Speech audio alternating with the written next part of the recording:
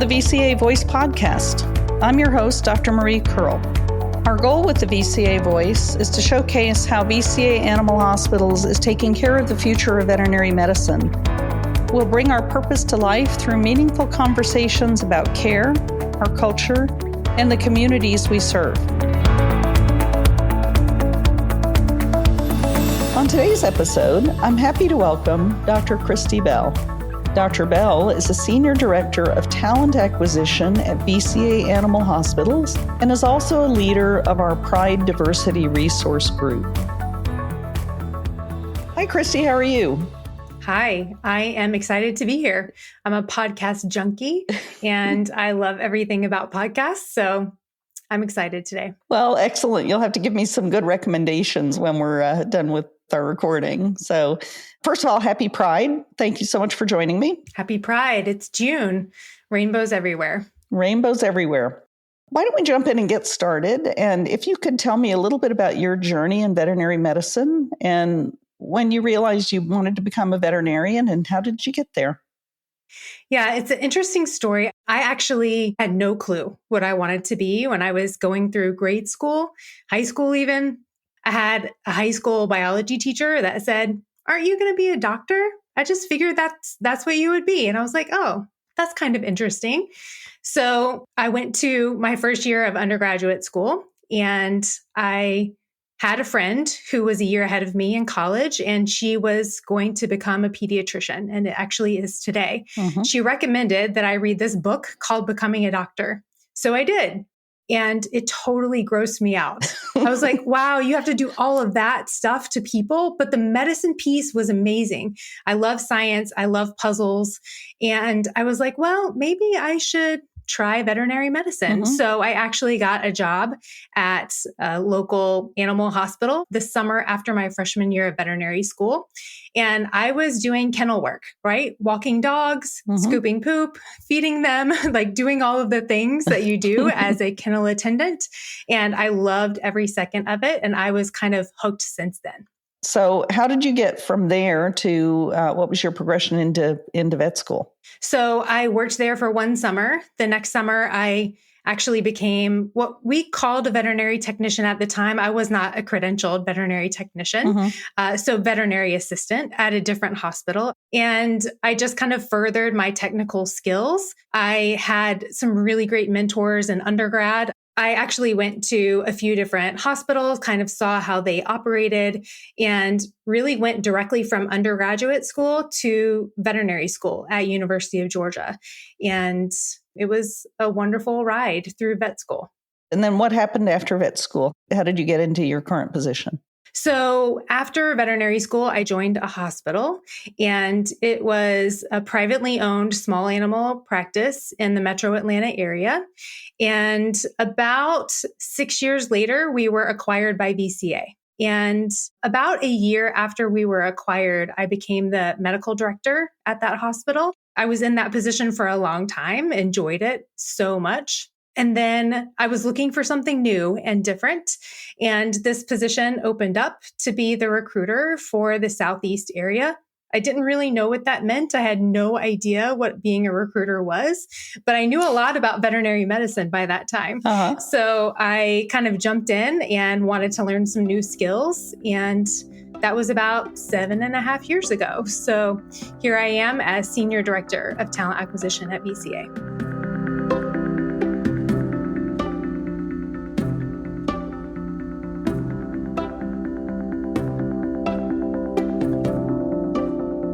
What I want to talk about now is the VCA Pride Diversity Resource Group. And from its beginning, you've been a very strong leader and an advocate for our VCA Pride group. Share your story about why you're so passionate about this work.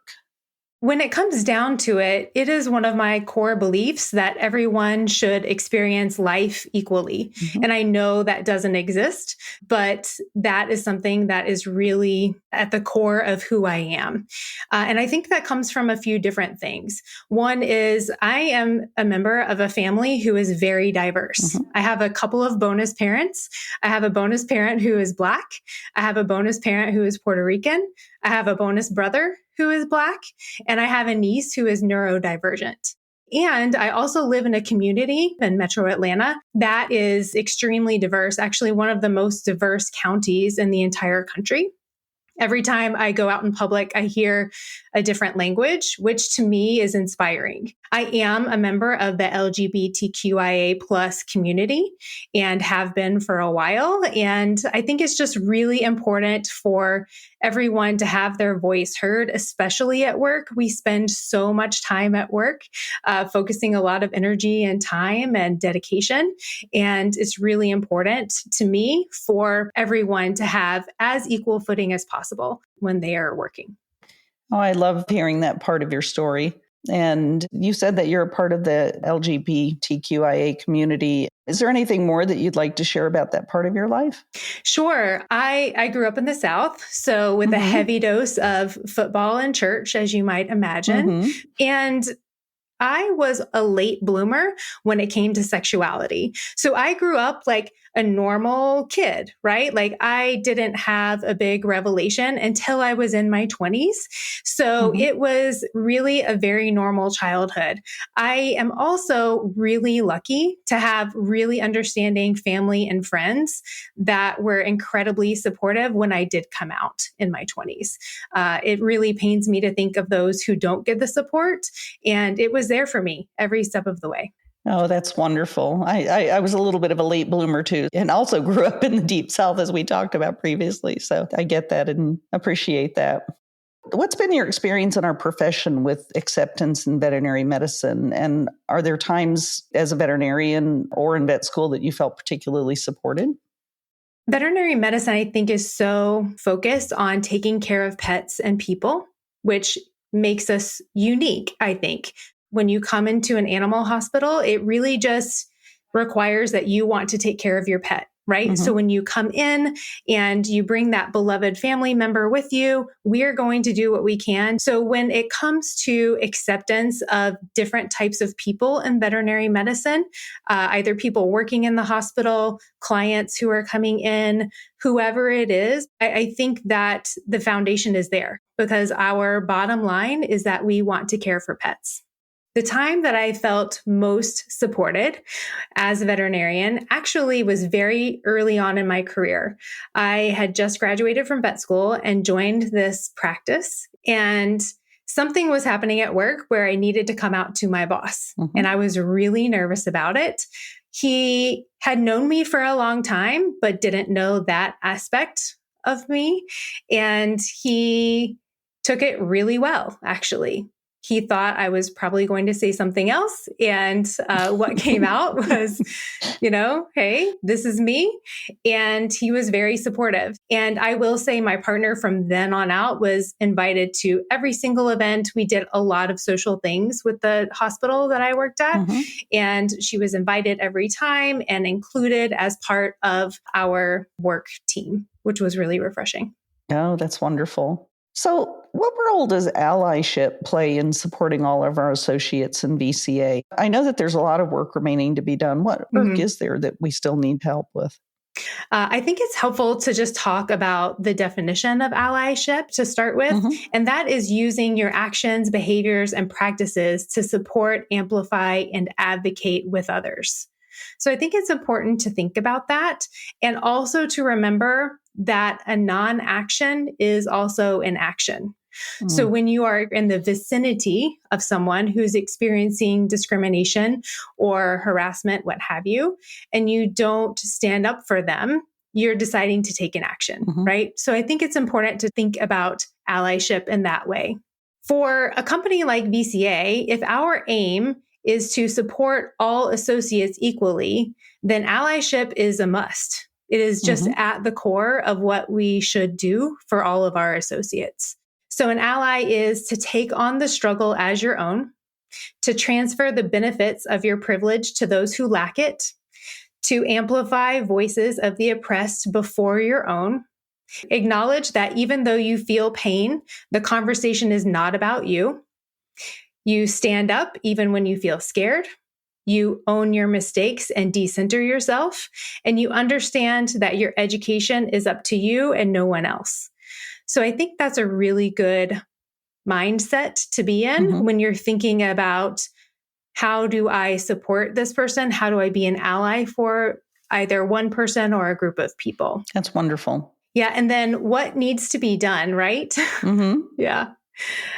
We have a really low ethnic diversity in veterinary medicine. About 90% of veterinarians are white, at least in the United States. And we've got some work to do to make that a lower percentage and amplify others, right? Mm-hmm. I think it does start with inspiring the next generation of veterinarians. I think that means creating shadowing experiences, giving them resources, if it's a book, if it's a website, if it's a summer camp for them to go to. Veterinary medicine is a wonderful industry to be in. It's been an amazing career for me. So how do we do that with the next generation?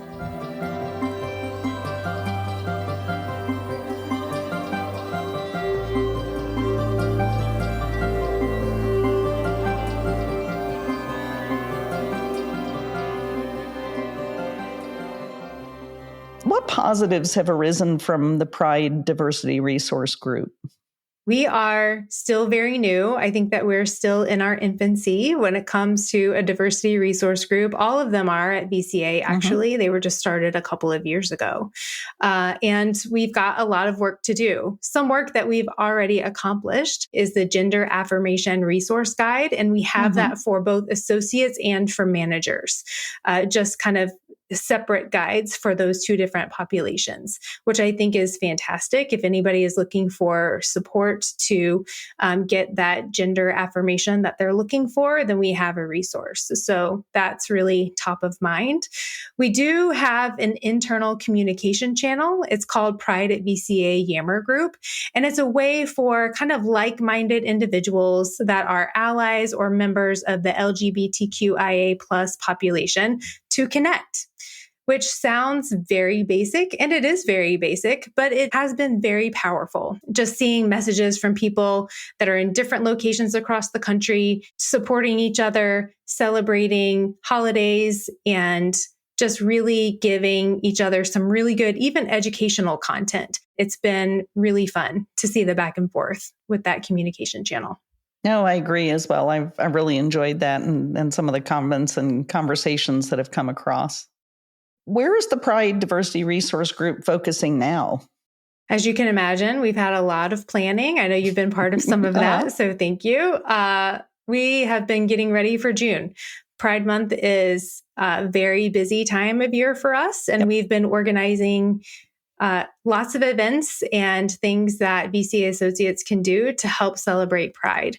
A couple of things that we're doing, we are actually having a Q&A panel for parents of LGBTQIA+ children. And we're working on some other items as well. So we've got a full schedule. Something's happening every week in the month of June. So that is a lot of activity that we have been planning, of course. When it comes to what does the future look like for after June, kind of post-Pride, we typically go into our Pride 365, and that's really what we're trying to tap into. What does it mean to celebrate Pride every month of the year and not just wait until June? I know June is a great month to celebrate, of course, and there are lots of LGBTQIA+ holidays that are in the month of June, but they happen all year, right? So how do we go about celebrating our associates that identify as members of the community year round? And the Diversity Resource Group is really built for all of our associates. So really the foundation is how do we support associates? And we don't know how to do that until we actually hear from people who are reaching out to our DRG or who are members of our DRG and see what resources they might need to make themselves feel more comfortable at work. I'm glad you mentioned Pride 365 because so many events now are kind of sprinkled throughout the year. And I want to make sure that we keep a focus on Pride 365 as well. I think one of the things that's been really impactful for me is seeing our associates that want to celebrate their Pride events in their communities when their communities may not be welcoming. I'm glad you live in a community that's incredibly diverse, and I know that some people just don't. And there's lots of information around in different communities, and how can we really help to support everyone out there, and if their community may not necessarily be as welcoming as some other communities. Certainly. We had a great example of that last year. We had some associates reach out from a hospital and they said, hey, we are planning on doing this Pride event. It wasn't during Pride Month. It was a different month. But they reached out and said, we are going to participate. Our hospital is going to march in this Pride March. So can you help us with resources? And we did. So we helped I would say a little bit. They did the vast majority of the planning, of course. But a few days before the event, they reached out again because they were hearing that there might be protesters along the march route and didn't really know how to handle that situation. So we were able to get them some resources, give them a pep talk, and we had a successful march. And I love to hear stories like that where people are reaching out because they need something and we're able to deliver on that. What other diversity resource groups does VCA have? We have 4 others in addition to Pride. We have WISE, which is Women Impacting Success for Everyone. So that is a women's focused diversity resource group. We have our Ambition, which is our Black and African American diversity resource group. We have Latinx, which I think is fairly self-explanatory, Latinx Stronger Together. And then we have ACE, which stands for APIDA Community Empowerment. So that is our Asian Pacific Islander Desi American diversity resource group at VCA. And that's the newest one, actually, that just launched a couple of months ago.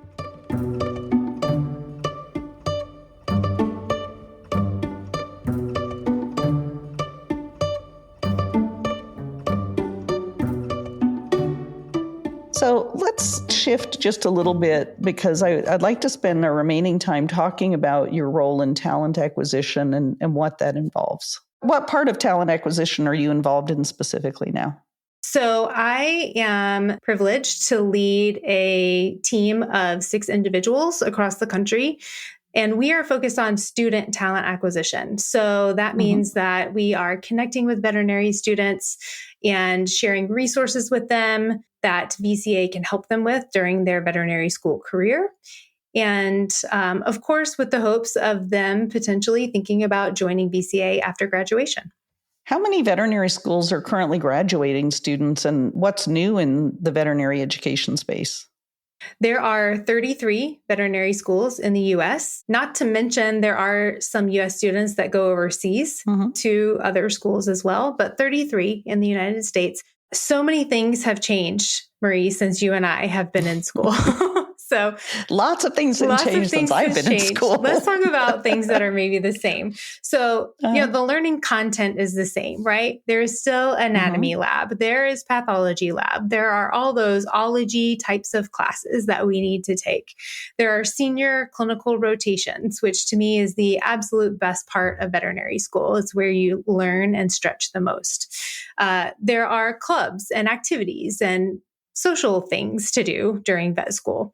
I think that's probably where the similarities end, though. So if we think about it, when you and I were in veterinary school, students were typically going in state, or occasionally they would go out of state. There are, as you can imagine, some states that don't have a veterinary school because there are only 33.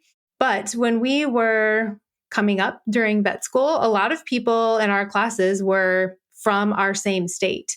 That is not typically what's happening now. Students are going all over the country to go to vet school. So you have, I think, actually a more diverse population, slightly, across the country when it comes to different students being in different states.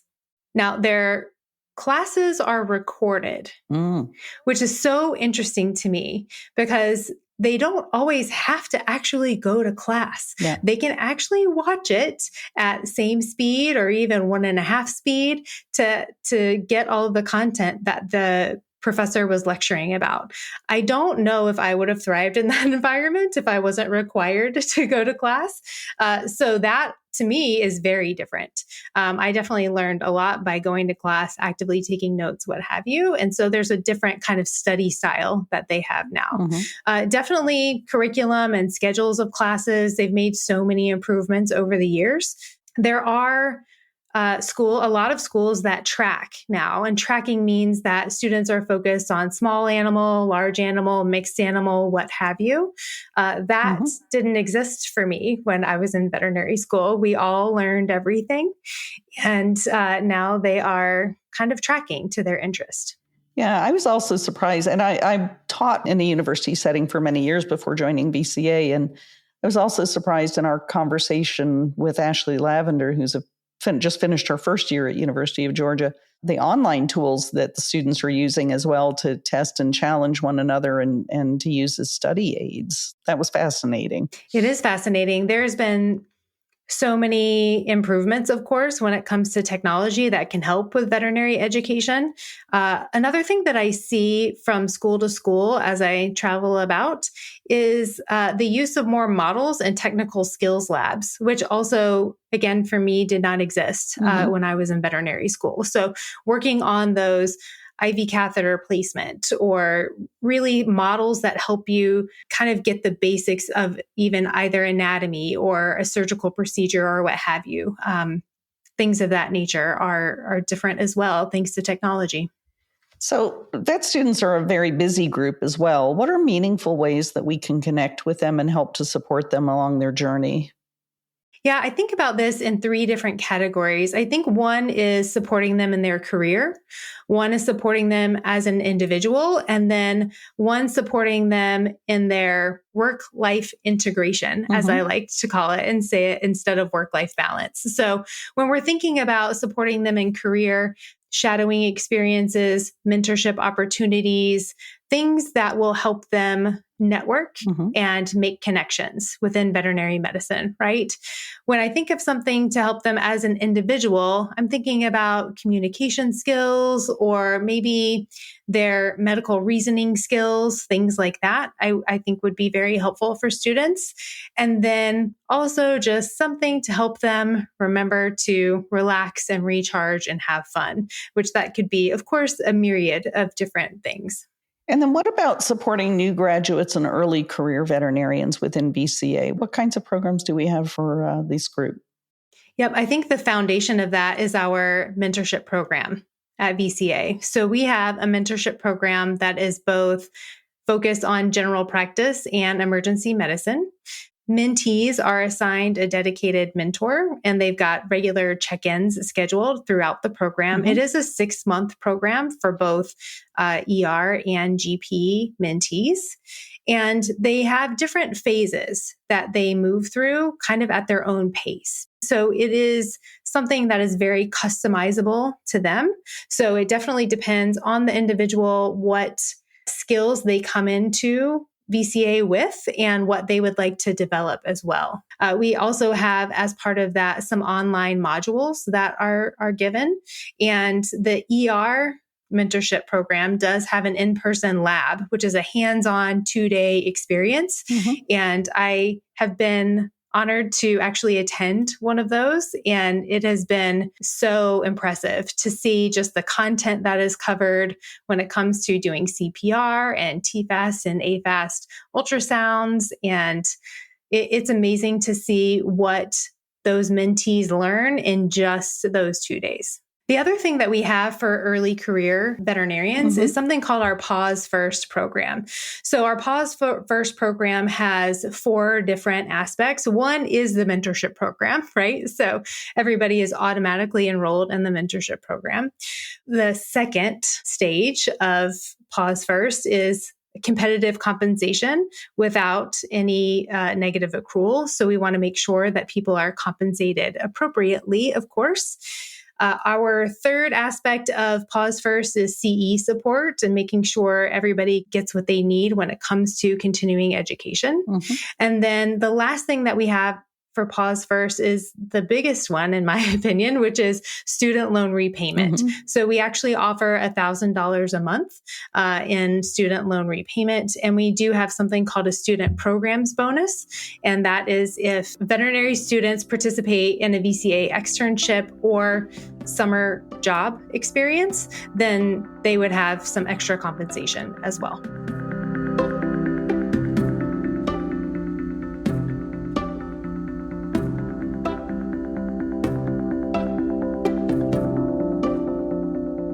Well, Christy, it has been an absolute pleasure talking to you. We are closing in on the end of your time. So if you'd share with me how you think the future looks for veterinary medicine.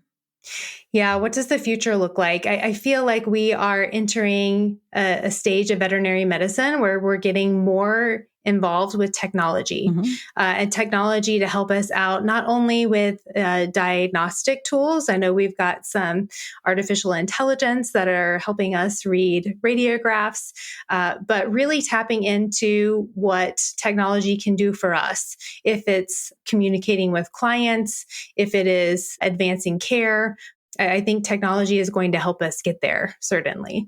I would ideally love to see that maybe 20 years from now that we have made at least a dent in that 90% of veterinarians are white, right? Like we need a more diverse population. Yeah. We need other people really interested in veterinary medicine. And it really doesn't take a lot, right? It takes people that are interested in helping people and helping pets and just being really passionate about that. Excellent. Well, that is an excellent future vision, and I share that with you. And Christy, thank you so much for your time today. I really appreciate it. Thanks, Marie. This has been fun.